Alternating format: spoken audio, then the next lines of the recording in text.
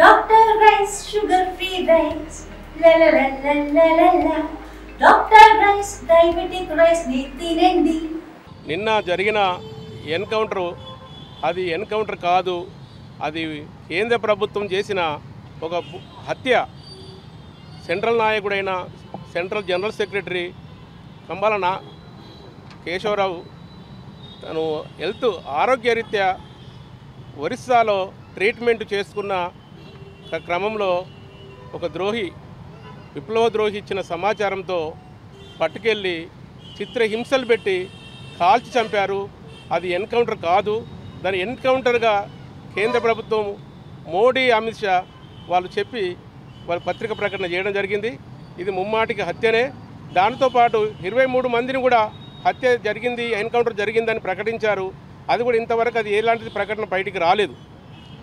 కనుక గత 2 నెలల నుంచి కర్రెగుట్టల అంశం మీద ఇది జరిగింది. చర్చలు ఎప్పుడైతే స్టార్ట్ అయిందో కేంద్ర ప్రభుత్వానికి వాళ్ళు చర్చలు మేము ముందుకొస్తున్నాము, శాంతి చర్చలకు మేము ముందుకొస్తున్నామని చెప్పి పత్రిక ప్రకటన ఇవ్వడము, అలాగే ప్రజా సంఘాలు, పౌర హక్కుల సంఘాలు, మేధావి సెక్షన్స్ ఇట్లందరూ అన్ని సబ్బండ జాతులు, సబ్బండ వర్గాలు, అలాగే రాజకీయ పార్టీలు కూడా చర్చలు జరగాలని ఆందోళన కార్యక్రమాలు చేయడం జరిగింది. ప్రభుత్వ దృష్టికి తీసుకెళ్ళడం జరిగింది. అయినా ఎలాంటి చర్చలకు సిద్ధపడకుండా చంపడమే మా లక్ష్యం అన్నట్టు నిండు పార్లమెంటు సాక్షిగా అమిత్ షా మేము చంపివేస్తాము, మేము హతం చేస్తామని రాజ్యాంగబద్ధంగా ఎన్నుకోబడ్డ ఒక హోంమంత్రి ఇలా ప్రకటించడము ఇది ఎంతవరకు సమంజసము? ప్రజాస్వామిక ఆలోచించాలి.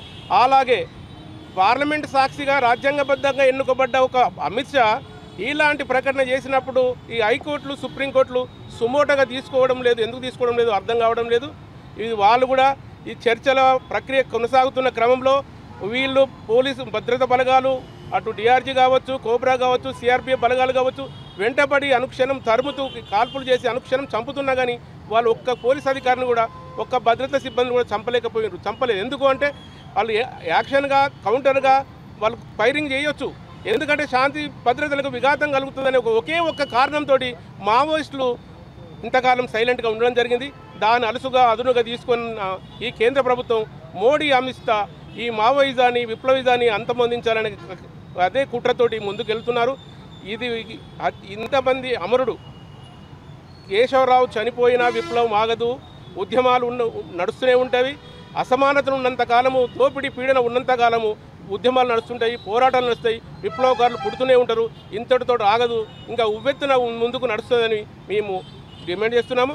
అందులో భాగంగా మన కేశవ్కు నంబాల కేశవ్కు మేము విప్లవ జోహార్లు అర్పిస్తూ బూటక వెనుకంట్లో అమరులైన విప్లవ వీరులకు, వీర వనితలకు మా విప్లవ జోహార్లు అర్పిస్తూ భవిష్యత్తులో మునుముందుకు మేము ఉద్యమాన్ని ముందుకు తీసుకెళ్తామని, ప్రభుత్వ మెడలు వంచి నడిపిస్తామని మేము ఏపీసీఎల్సీ మెదక్ జిల్లా కమిటీ పక్షాన మేము డిమాండ్ చేస్తున్నాం. భారతదేశానికి ఒక రాజ్యాంగం ఉంది.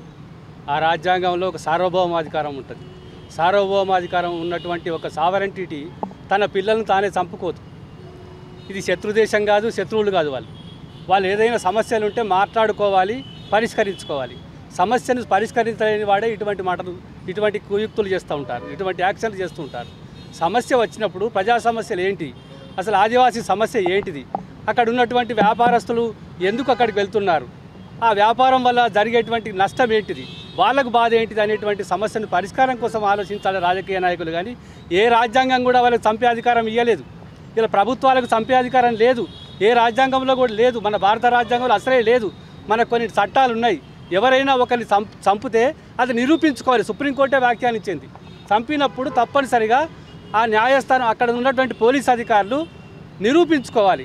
ఇది ఎన్కౌంటర్ అనేటువంటి నిరూపణ కావాలి. ఏ నిరూపణ లేకుండా యథేచ్ఛగా ఇప్పుడు రాజకీయ నాయకులే ఇట్లా యథేచ్ఛగా మాట్లాడుతున్నారు, చంపేస్తాం, నిర్మూలిస్తాం అనేటువంటి. ఇది చాలా దుర్మార్గమైనటువంటిది. ప్రజాస్వామ్యంలో ఇటువంటి మాటలు, ఇటువంటి చేతలు అసలే ఉండరాదు. మనకు రాజ్యాంగం ఉండదు, మౌలిక సూత్రాల్లో ఇది చాలా విఘాతం కలిగించేటువంటిది. కనుక ఇప్పటికైనా పౌరులు కోరుకున్నటువంటిది శాంతి చర్చలు చేయాలి. శాంతి చర్చలు ఇవాళ బయట దేశంలో శత్రు దేశాలతో చర్చలు చేస్తామంటున్నారు. శత్రు దేశాలతో చర్చలు చేసినప్పుడు మన బిడ్డలతో, మన పిల్లలతో చర్చలు చేయడానికి ఏమడ్డంకి? అసలు మన పిల్లలతో నీకు ఎందుకు చర్చలు చేయవు? వాళ్ళు ఎందుకు నీకు శత్రువులుగా మారారు? అది ఏదో మాట్లాడితే తెలుస్తుంది. వాళ్ళ తుపాకులు ఎందుకు పట్టుకున్నారు?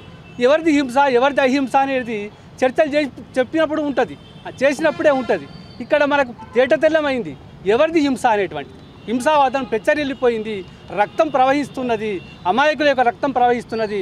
ఆదివాసీలను ఉండకుండా చేస్తున్నారు. అడుగడుగున పారామిలిటరీ డిఆర్జీ బదులకు అర్ధ సైనిక బలగాలన్నీ కూడా అడవిలో ఉంటున్నాయి. ఇప్పుడు ఎందుకు ఉంటున్నాయి? సరిహద్దులో ఉండవలసినటువంటి భద్రతా బలగాలన్నీ ఇలా అడవిలోకి ఎందుకు వచ్చినాయి? ఏ కారణం చేత వచ్చినాయి? ఏ లాలూచి చేత వచ్చినాయి? ఎందుకు ఈ విధంగా చేస్తున్నారు? ఎందుకు హరణం గావిస్తున్నారు? భారత రాజ్యాంగంలో ఒక 5th షెడ్యూల్ ఉన్నది. 5వ షెడ్యూల్లో అక్కడ ఉన్నటువంటి ఆదివాసుల రక్షణ కల్పించేందుకు ఒక షెడ్యూల్ ఉన్నది. దాన్ని మీరు ఎందుకు ఖాతరు చేయడం లేదు? వారికి ఉన్న పేసా చట్టం ఉన్నది, 170 చట్టం ఉన్నది. ఈ చట్టాలన్నీ ఎందుకు?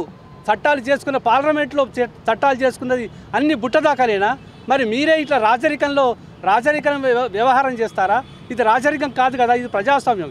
ఇప్పటికైనా ఒక సిట్టింగ్ జడ్జితోని న్యాయ విచారణ జరిపించాలి ఈ హత్యల మీద. తర్వాత వాళ్ళతో శాంతి చర్చలు జరపాలి, బేషరతుగా శాంతి చర్చలు జరపాలని డిమాండ్ చేస్తూ. ఇండియా పాకిస్తాన్ తాజా అప్డేట్స్ కోసం డౌన్లోడ్ చేసుకోండి RTV లైవ్ యాప్.